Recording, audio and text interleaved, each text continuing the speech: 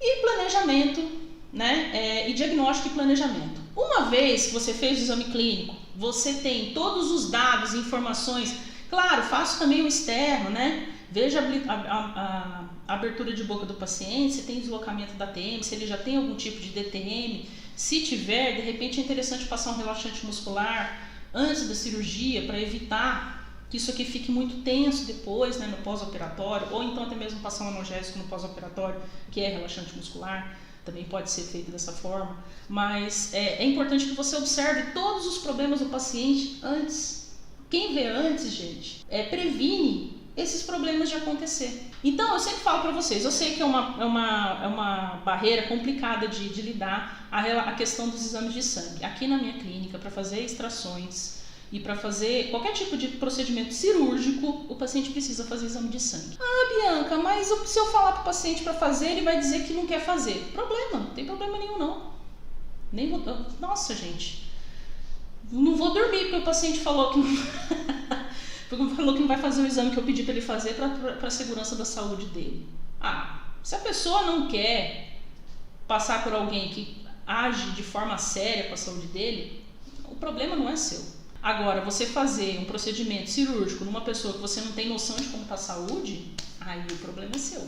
Na hora que você colocar o bisturi ali para abrir o dente, para abrir a gengiva, o problema passa a ser seu. E se tiver um BO, quem tem que resolver é você.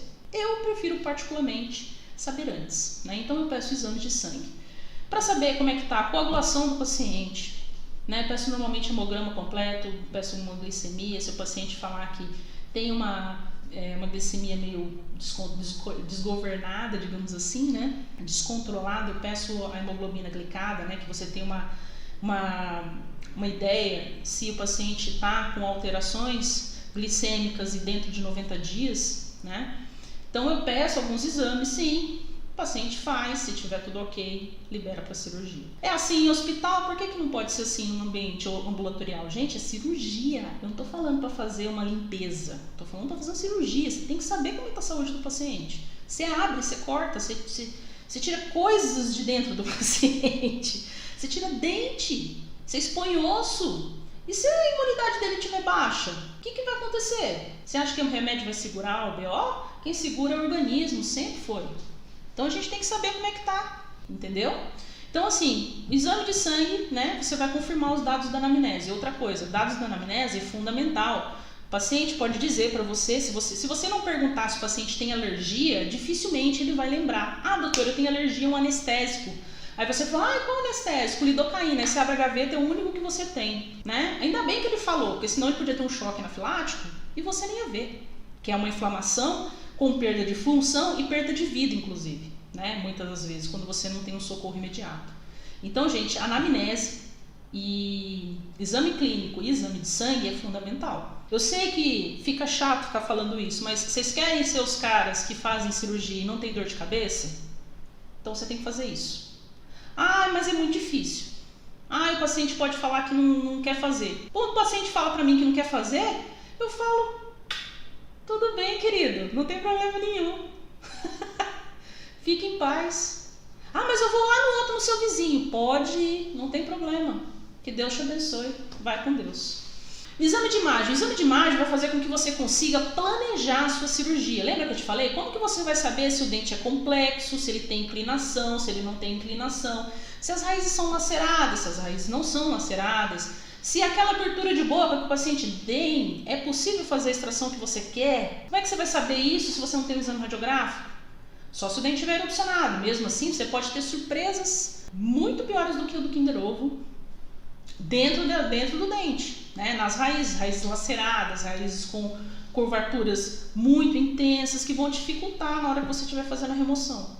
Tá? Então, exame radiográfico é importante. Observe o grau de complexidade da sua cirurgia, medique, né, se for necessário, com anti-inflamatório no pré-operatório. Por exemplo, você viu lá que é uma cirurgia de alta complexidade. O paciente tem uma abertura de 2,5 dedos, né? E ele está disposto a fazer a cirurgia, você também, né? Você acredita que é possível fazer aquela cirurgia com tranquilidade, já tem uma certa experiência, você vai fazer. que você pode fazer para evitar ou diminuir o edema? Você pode passar um anti-inflamatório no pré-operatório. Por quê? No pré-operatório, vai levar mais ou menos 2 horas para ele começar a fazer efeito, ele já vai diminuir aqueles mediadores clínicos. Lembra que eu falei para vocês lá no comecinho? Inflamação tem a ver com os mediadores químicos. Ele tem uma liberação intensa de mediadores químicos. Quando você dá uma diminuída, uma reduzida, né, uma inutilizada naqueles mediadores clínicos, pelo menos numa parte, a reação inflamatória no pós-operatório é menor. Então existem sim medicações que você pode passar para o paciente no pré-operatório que vão ajudar, né, a diminuir os sinais cardeais da inflamação quando o paciente for fazer a recuperação no pós-operatório, tá? Isso pode também.